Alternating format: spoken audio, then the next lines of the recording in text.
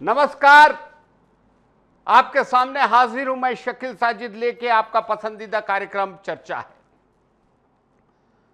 चर्चा है की शुरुआत आज हम कर रहे हैं एक ऐसी खबर से, एक ऐसी चर्चा से जो थोड़ी निराशाजनक है। विष्णुदेव साय की सरकार ये चाहती है कि हमें स्वास्थ्य सेवाएं बहुत अच्छे से मिले, करीब में मिले, सस्ते में सुलभ हो। लेकिन वो कौन लोग हैं जो ये इस बेहद अच्छी इच्छा के बीच में रोड़े अटका रहे हैं या रोड़े बन रहे हैं? जी हां, बिलासपुर के कोनी इलाके में करीब 200 करोड़ रुपए की लागत से बना सुपर स्पेशलिटी हॉस्पिटल अब निजी हाथों में देने की तैयारी चल रही है।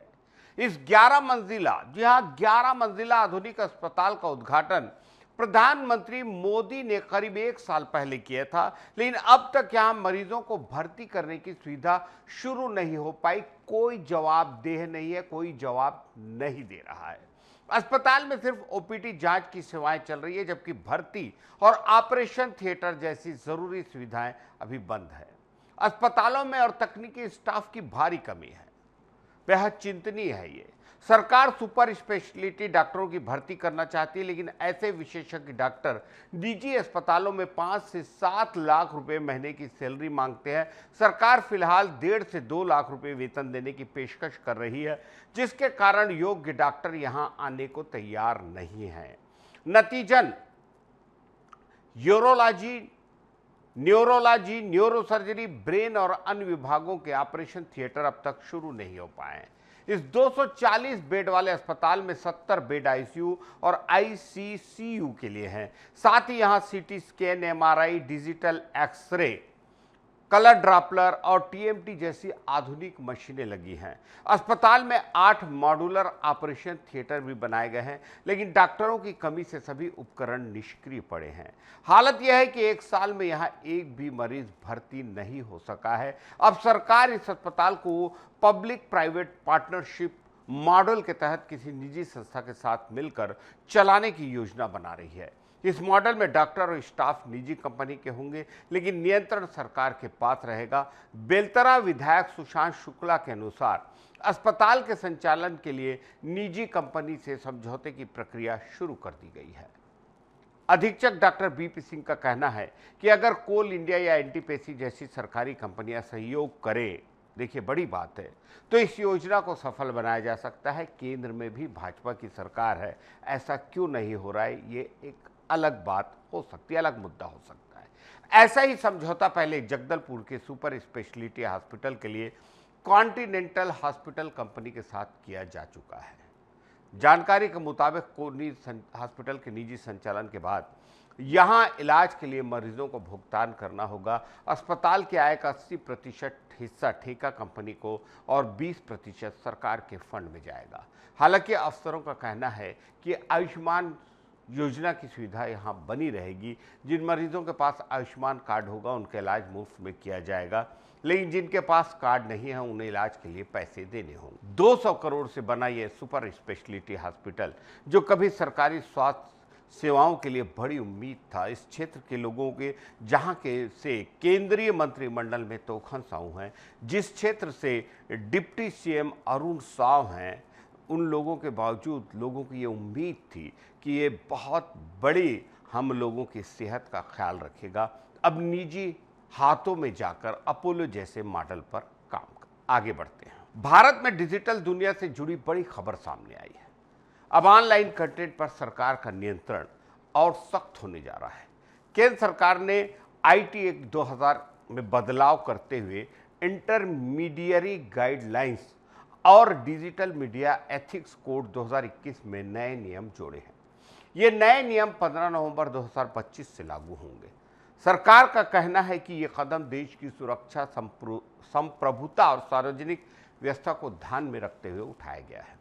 इन नियमों का असर सोशल मीडिया प्लेटफॉर्म्स, वेबसाइट और उन सभी ऑनलाइन सर्विस प्रोवाइडर्स पर पड़ेगा जिन्हें इंटरमीडियरी कहा जाता है, यानी वो प्लेटफॉर्म जो यूजर्स को कंटेंट शेयर करने की सुविधा देते हैं, जैसे यूट्यूब, इंस्टाग्राम, फेसबुक, ट्विटर और अन्य डिजिटल प्लेटफॉर्म। नए नियमों के तहत अगर किसी प्लेटफॉर्म को जानकारी मिलती है कि उसके प्लेटफॉर्म पर कोई गैर कानूनी या प्रतिबंधित कंटेंट मौजूद है तो उसे तुरंत एक्शन लेना होगा। ऐसे कंटेंट को हटाने या ब्लॉक करने के लिए अब सिर्फ 36 घंटे का समय मिलेगा। अगर समय सीमा पूरी नहीं की गई तो प्लेटफॉर्म या कंटेंट क्रिएटर पर कड़ी कार्रवाई हो सकती है। वास्तविक जानकारी की परिभाषा भी सरकार ने साफ कर दी है। किसी कंटेंट को हटाने का आदेश सिर्फ 2 आधारों पर ही मान्य होगा। पहला, किसी सक्षम न्यायालय कोर्ट का आदेश, और दूसरा, सरकार या उसकी किसी अधिकृत एजेंसी के वरिष्ठ अधिकारी द्वारा दी गई लिखित सूचना। कोई आम व्यक्ति अब सीधे किसी पोस्ट को हटवाने की मांग नहीं कर सकेगा। सरकार ने अधिकारियों के पदों को लेकर भी स्पष्ट दिशा निर्देश दिए हैं। केंद्र सरकार की ओर से आदेश देने वाला अधिकारी संयुक्त सचिव या उससे ऊपर के स्तर का होना चाहिए। राज्य सरकार की ओर से आने वाले आदेश डायरेक्टर स्तर या उससे ऊपर के अधिकारी द्वारा जारी किए जाने चाहिए। अगर आदेश पुलिस प्रशासन की ओर से आता है तो अधिकारी का पद उप पुलिस महानिरीक्षक डीआईजी से कम नहीं होना चाहिए और उसे राज्य सरकार द्वारा विशेष रूप से अधिकृत किया गया होना चाहिए। सरकार ने यह भी कहा है कि किसी भी आदेश को बिना वजह जारी नहीं किया जाएगा। सभी लिखित सूचनाओं की हर महीने समीक्षा की जाएगी। सचिव स्तर के अधिकारी करेंगे। इससे यह सुनिश्चित होगा कि कोई आदेश बेवजह या अनुचित रूप से जारी ना हो। हर आदेश में साफ तौर पर बताया जाएगा कि कार्यवाही कानूनी आधार पर की जा रही है, किस धारा के तहत यह कदम उठाया जा रहा है, कौन सा कंटेंट अवैध माना गया और किस यूआरएल या लिंक को हटाना है। फायदा यह होगा कि कंटेंट क्रिएटर्स और प्लेटफॉर्म दोनों को यह स्पष्ट रूप से पता रहेगा कि सरकार की कार्रवाई किस वजह से की जा रही है। सीधे शब्दों में कहा जाए तो अब ऑनलाइन दुनिया में जिम्मेदारी और पारदर्शिता दोनों बढ़ने वाली है। कंटेंट क्रिएटर्स और सोशल मीडिया प्लेटफॉर्म को अब और सतर्क रहना पड़ेगा, क्योंकि सरकार के पास किसी भी अवैध या हानिकारक कंटेंट पर जल्द कार्रवाई करने का कानूनी अधिकार होगा। एक सोच ये भी बनती है, कुछ लोगों का ये भी मानना है कि कहीं ये व्यक्तिगत स्वतंत्रता का उल्लंघन तो नहीं होगा और बहुत ज़्यादा कार्रवाई इस पर सरकारी नियंत्रण में तो नहीं चली जाएगी। बहरहाल देखते हैं आगे क्या होता है। आगे बढ़ते हैं। एक और अच्छी खबर, छत्तीसगढ़ की नई विधानसभा और भी खूबसूरत दिखने वाली है। नवा रायपुर में बने इस भव्य विधानसभा भवन की हरियाली और सुंदरता पर सरकार करीब 7.88 करोड़ रुपए खर्च करने जा रही है। प्रदेश के 25वें स्थापना दिवस से पहले पूरे कैंपस को हरियाली और फूलों से सजाने का काम तेजी से चल रहा है। इस काम की जिम्मेदारी उद्यानिकी विभाग को दी गई है, जो देश के अलग अलग राज्यों से खूबसूरत और खास किस्म के पौधे मंगवा रहा है। विभाग ने आंध्र प्रदेश और पश्चिम बंगाल से 23,000 से ज़्यादा पौधे मंगवाए हैं। ये सभी पौधे सीजन और मौसम के हिसाब से चुने गए हैं ताकि साल भर परिसर, जी हाँ, साल भर परिसर हरा भरा और फूलों से महकता रहे।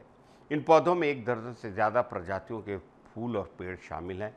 इनमें एक्सोरा, चाइनीज और सिंगापुरी किस्म, गुड़हल, हाइब्रिड, ड्वार्फ, मिनी चांदनी, एडेनियम, निकोटिया, ल्यूकोफाइलम और ग्रीन साइप्रस जैसे पौधे लगाए जा रहे हैं।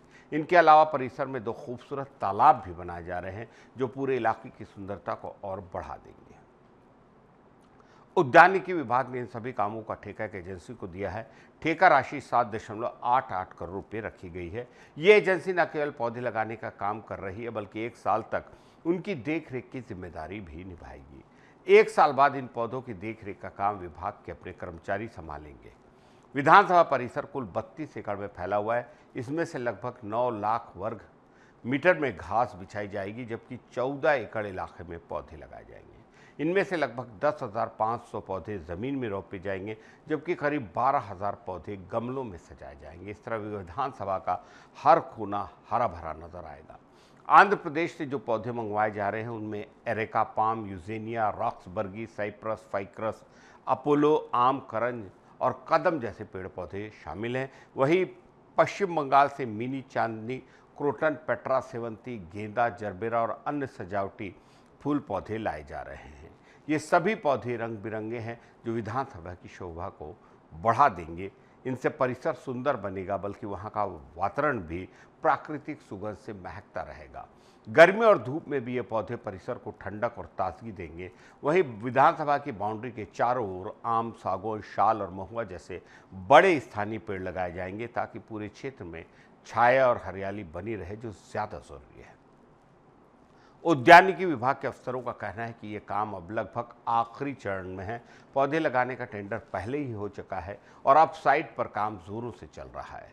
एजेंसी कर्मचारी दिन रात मेहनत कर रहे हैं ताकि छत्तीसगढ़ राज्य स्थापना दिवस के पहले ये काम पूरा हो जाए। दोनों तालाबों का निर्माण भी साथ साथ किया जा रहा है। इससे केवल परिसर की खूबसूरती भर नहीं बढ़ेगी, बल्कि पानी का संरक्षण और आसपास के पौधों की सिंचाई में भी मदद मिलेगी। इन तालाबों में वर्षा का पानी इकट्ठा करने की योजना है, जिससे पूरे कैंपस में वाटर मैनेजमेंट भी बेहतर हो सकेगा।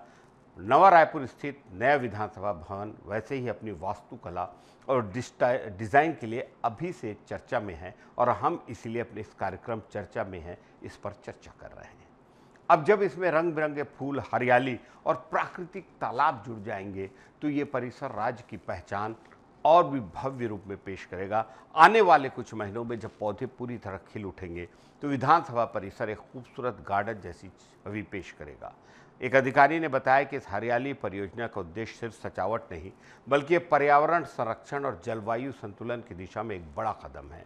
गर्मियों में यहाँ का तापमान कम रहेगा, धूल और प्रदूषण घटेगा और आने वाले वर्षों में ये जगह एक पर्यावरण अनुकूल मॉडल कैंपस बन जाएगी। नया रायपुर की नई विधानसभा केवल एक प्रशासनिक भवन नहीं, बल्कि खूबसूरत और हरियाली से भरा ग्रीन कैंपस बनने जा रहा है। फूलों की खुशबू, तालाबों की ठंडक और पेड़ों की छांव आने वाले वक्त में हर व्यक्ति को एक अलग अनुभव देगी, हमारा ऐसा मानना है। आगे बढ़ते हैं। आज लागा चुनरी में दाग मनाऊं कैसे, कसमें वादे प्यार वफा, सब बातें हैं बातों का क्या। ऐसे शानदार गीतों के गाने वाले गायक मन्ना डे साहब की पुण्यतिथि है। वो गायक जिनके आवाज़ में सुर, कविता और एहसास का ऐसा मेल था जो शायद किसी और के पास नहीं था। उन्होंने भारतीय संगीत को एक नई ऊर्जा दी, चाहे रविंद्र संगीत हो, बंगाली गाने हो या फिर हिंदी सिनेमा के सुपरहिट गीत। मन्ना डे की आवाज़ हर जगह अपनी अलग छाप छोड़ जाती थी। 24 अक्टूबर 2013 को इस महान गायक का निधन हुआ था। उन्होंने अपने जीवन में करीब 4000 गाने रिकॉर्ड किए। मन्ना डे साहब का असली नाम प्रबोध चंद्र डे था। उनकी गायकी की शुरुआत कॉलेज के दिनों में हुई। जब वो स्कॉटिश चर्च कॉलेज में पढ़ते थे तभी लोगों ने उनकी आवाज़ को पहचाना। संगीत की शुरुआती शिक्षा उन्हें उनके चाचा कृष्ण चंद डे और उस्ताद दबीर खान से मिली। दिलचस्प बात यह कि मन्ना डे सिर्फ गाने के शौकीन नहीं थे, बल्कि उन्हें बॉक्सिंग और रेसलिंग का भी शौक था। स्कूल के दिनों में वह शरारतों के लिए जाने जाते थे, लेकिन इन्हीं दिनों उन्हें एहसास हुआ कि उनकी असली पहचान उनकी गायकी है। 1943 में कैरियर शुरू हुआ जब उन्हें फिल्म तमन्ना में पहली बार प्लेबैक सिंगर के तौर पर मौका मिला। इस फिल्म का संगीत उनके चाचा कृष्ण चंद्र डे ने तैयार किया था और उन्होंने गायिका सुरैया के साथ एक खूबसूरत डुएट गाया। इस गाने ने लोगों के दिलों में गहरी जगह बना ली और इसके बाद मन्ना डे लगातार हिट दर हिट देते गए।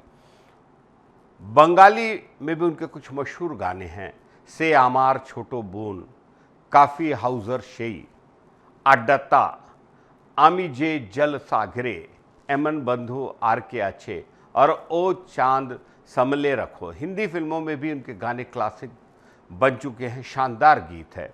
संगीत जगत में मन्ना डे को लेकर बड़ी बात यह रही कि मोहम्मद रफ़ी जैसे दिग्गज भी उनके गायकी के फ़ैन थे। रफ़ी साहब ने एक बार कहा था, दुनिया मेरे गाने सुनते हैं लेकिन मैं सिर्फ मन्ना डे साहब के गाने सुनता हूँ। इससे बड़ी तारीफ मैं समझता हूँ किसी गायक के लिए कोई नहीं हो सकती कि जिसके गाने रफ़ी साहब सुनते हों। 1950 से 1970 के बीच का वक्त मन्ना डे का गोल्डन एरा कहा जाता है। इस दौर में हर बड़े हीरो की आवाज़ होती थी। दिलीप कुमार के लिए मोहम्मद रफ़ी, राजेश खन्ना के लिए किशोर कुमार और राज कपूर के लिए मुकेश। लेकिन मन्ना डे ने यह परंपरा तोड़ी। उन्होंने कई अलग अलग कलाकारों को अपनी आवाज़ दी। बलराज साहनी के लिए मेरी ज़ोहरा जबी, महमूद के लिए, राज कपूर के लिए, राजेश खन्ना के लिए, राजकुमार के लिए, धर्मेंद्र तक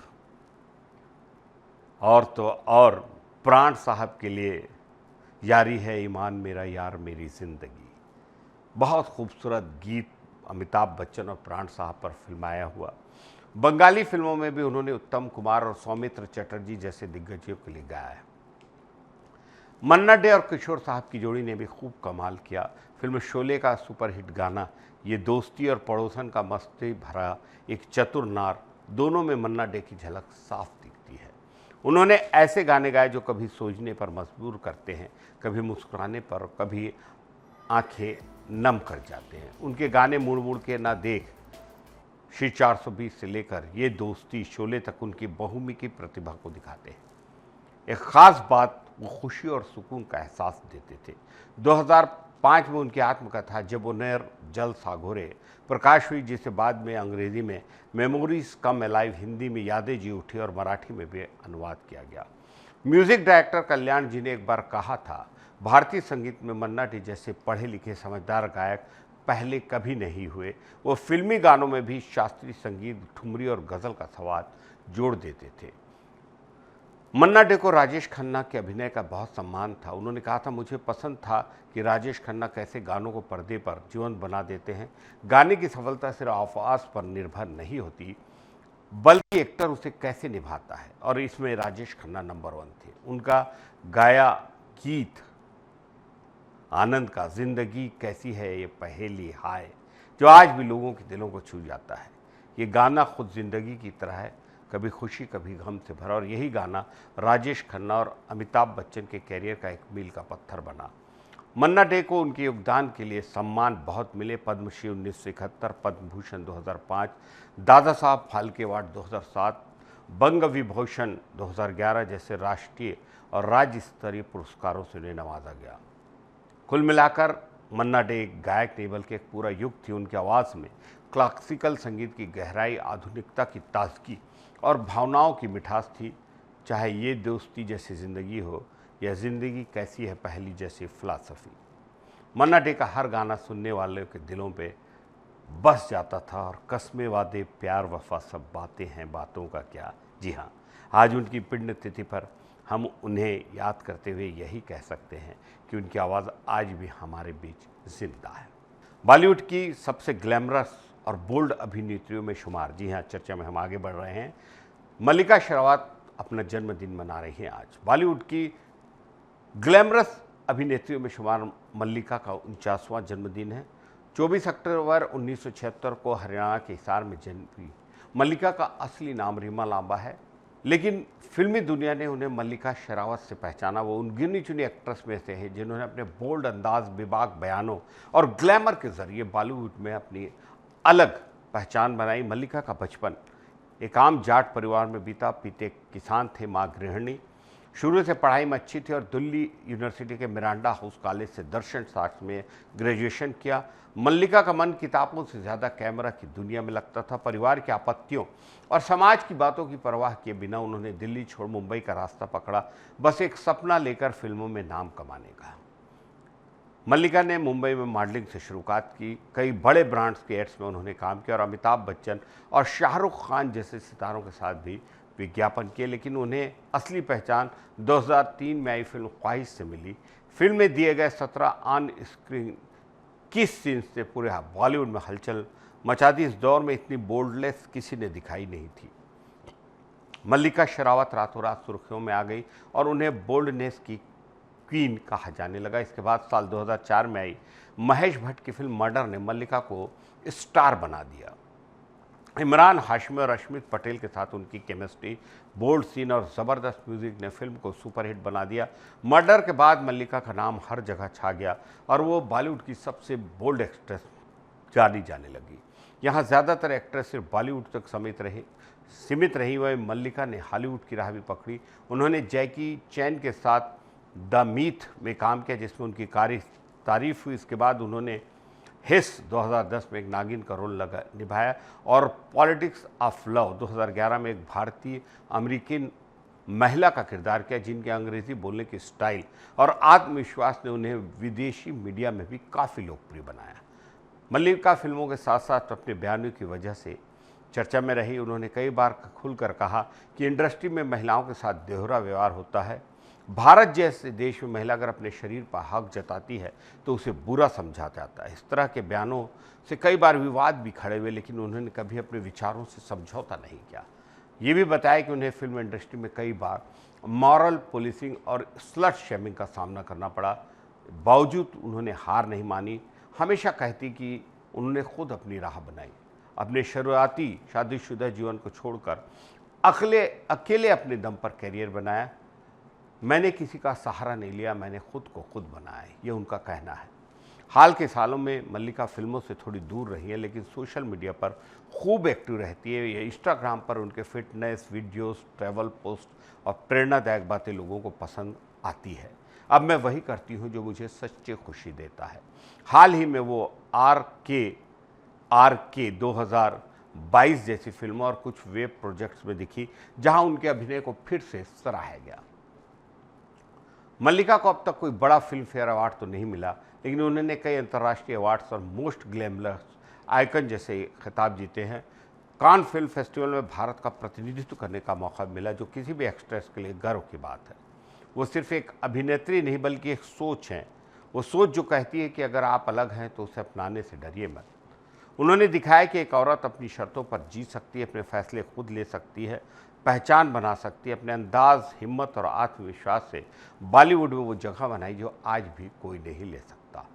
मल्लिका की बात जब भी होती है तो लोगों को सिर्फ उनकी बोल्डनेस नहीं बल्कि उनकी हिम्मत और सच्चाई याद आती है, और शायद यही बात उन्हें बॉलीवुड के असली ड्रामा क्वीन बनाती है। हमारी बहुत सारी शुभकामनाएं DA न्यूज़ प्लस परिवार की ओर से, शकील साजिद की ओर से जन्मदिन पर मल्लिका शेरवात को। आगे बढ़ते हैं। देश के मशहूर एड गुरु पीयूष पांडे का निधन हो गया है। उन्होंने विज्ञापन की दुनिया में अपने नए रंग भरे और उनके कई कैंपेन तो बेहद चर्चित रहे और घर घर में ब्रांड्स की पहचान बनी, जिन्हें उन्होंने एशियन पेंट्स का कैंपन स्लोगन लिखा था, हर खुशी में रंग लाए। इसके अलावा कैडबरी का ऐड कुछ खास है भी उनकी कलम से निकला था। लंबे समय तक भारत की विविधता में एकता को दिखाने वाले गीत मिले सुर मेरा तुम्हारा, जो बहुत खूबसूरत गीत बन पड़ा था कि लेखक भी वही थे। ये गाना तो दूरदर्शन का थीम सॉन्ग बन गया था। इंटरनेट के प्रसार होने पर लोग यूट्यूब आदि पर जाकर भी इस गीत को सुनते रहते। उन्होंने फेविकोल, हच जैसी कंपनियों के लिए भी कई सफल एड कैंपेन को लीड किया। आज पीयूष पांडे भी हमारे साथ नहीं हैं। DA न्यूज़ प्लस और मैं शकील साजिद उन्हें भावभीनी श्रद्धांजलि देता हूं।